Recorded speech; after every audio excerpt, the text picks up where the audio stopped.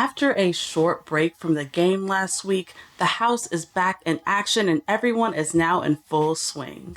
We now have a new HOH, there are new plans for the week, and maybe even a blindside in the works. There is going to be so much to talk about today, y'all, but first, if you have not already, make sure you hit that subscribe button below just so you can stay tuned as I will be here doing these lovely recaps all season long. Now, let's get into it. So, as we saw in the last episode, Cameron has officially won the battle back and is back in the game, meaning that Jared is officially sent out the door.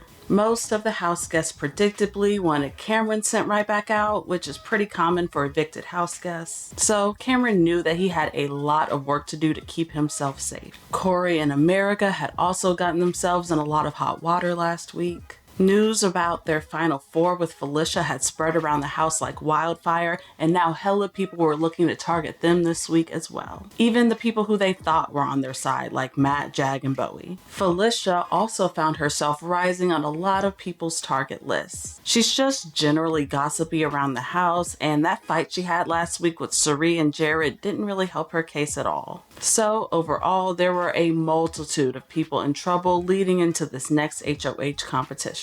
But even with that being said, Cameron was still the main target. So when the feeds came back on after the HOH competition, it wasn't too shocking at all to see that Cameron had won and is now our new HOH yet again. Now, Cameron had claimed all last week that Felicia would be his target. He had said it out loud to multiple people, but I was always a little unsure if it was really true. I mean, Felicia was coming after him, but so was the rest of the house. So she didn't really seem like the biggest threat to his game. But sure enough, after Cameron won, he does state that Felicia and Mimi will indeed be going up on the block. What was even more surprising to me was that it seemed like Cameron was all in on that new fugitive alliance with Matt and Jag. Who do you think that I shouldn't be trusting in here?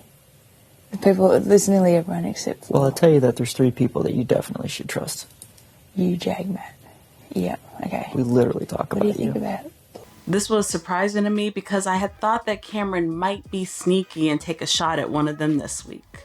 I mean, they're way closer to each other than they are to him, and he is definitely the third wheel in this alliance. Hell, Matt and Jag aren't even including Cameron in their final 5 plans. Because here's my thing.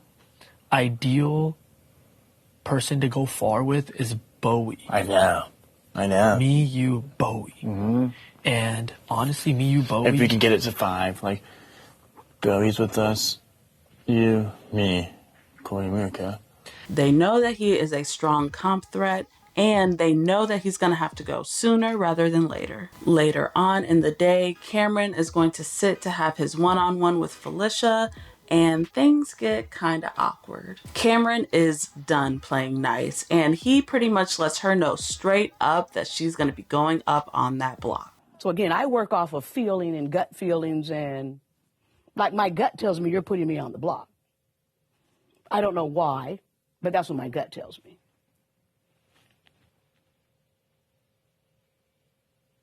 Is this the standoff? No, I don't do standoffs. Felicia does try to push back at first, trying to get the target on literally anybody else, but it's just not going to work. You are easily the greatest persuader inside of this house. Well, actually, that's where you're wrong. See, you're doing it already. No, you know who the greatest persuader is, and this is what I discovered. Mm-hmm. It's Cirie. Yeah. Cameron doesn't want her in the jury house because he thinks that she'll be a bitter juror. There are only 7 people on the jury this year, so each individual vote is going to be more powerful than ever. Cameron's not wrong for thinking this way, but the issue is he tells Felicia this straight up to her face, and things get pretty tense. My comment was, I don't want you in the jury house. No, your comment was you believe that I would get in there and manipulate people not to give you a vote in the jury house. I believe that's where you were going with your comment. Basically. And what I was going to say is I would never have told you. So what you're saying is when I told you that I would give you a vote, if you land in one of them final 2 damn chairs and I'm in the jury house, would I give you a vote? I would, absolutely. Because I think you have played a hell of a game.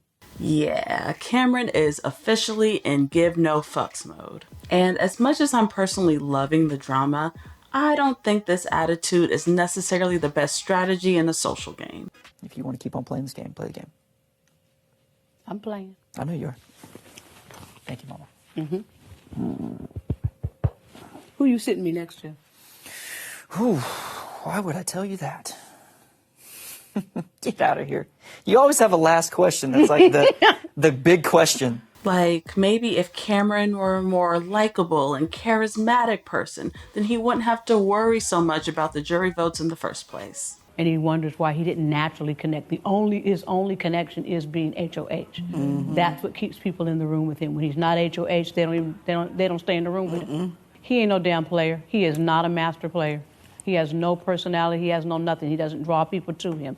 The only thing he has is the ability to win competitions. And half these guys aren't playing because they don't want to win, because they don't want to have to show their hand. Cameron is also going to let Mimi know that she's going up as a pawn. You're good. And that's what I feel. And I wouldn't make this move if I didn't think so. Even if, for some ungodly scenario, the slimmest of chances in this multiverse, she comes down off of the block, you're still going to be good with someone that I wouldn't, you know what I mean? Yeah. Mimi doesn't really fight against this here either. I mean, she could try throwing out another name, but the chances are that it won't have any effect and it'll just get retold to the entire house, putting her in danger. Mimi is super close to Felicia, but not close enough to risk her own game. When the feeds come back after nominations, we see that Mimi and Felicia are indeed on the block together. But of course, it's all going to come down to the veto, and people are really, really hoping that Felicia does not win. I mean, they're already prepping for her to go home and looking forward towards next week. So now the house guests are all going to go off to compete in the veto competition.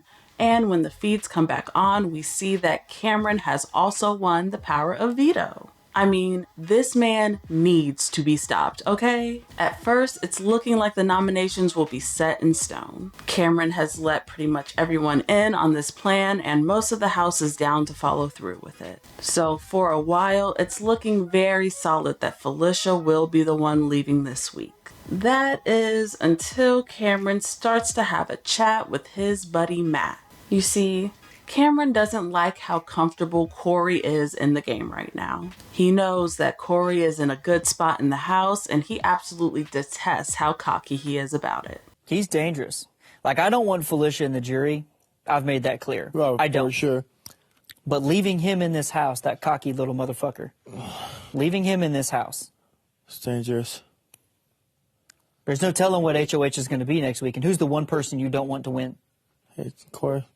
Side note, there's also this subplot here that Cameron has a crush on America and that he wants Cory gone just so he can have America all to himself, which, ew. But that's a long saga that we don't have time to get into today. Right now, Cameron's just floating this idea around, trying to get a sense of how many people would want to take that shot at Cory. So over the next day or so, I'm gonna be on the lookout for these conversations from Cameron. I actually think there's a pretty decent chance that people would be willing to take this shot at Cory. I mean, that was in a lot of people's minds last week, so I don't want to completely rule out the idea of Cory leaving this week. So, of course, I want to know, what do you all think of Cameron's HOH week so far? Do you think that Felicia is the right person for him to target, or do you think it should be Cory instead? Let me know in the comments below. Y'all know I'm Team Fun Feed, so a Cory blindside does sound a little juicy to me. I'm definitely interested to see how the house starts to change once more people get wind of Cameron's idea. So of course, I will be back to update you all if anything else big changes, but until next time, peace.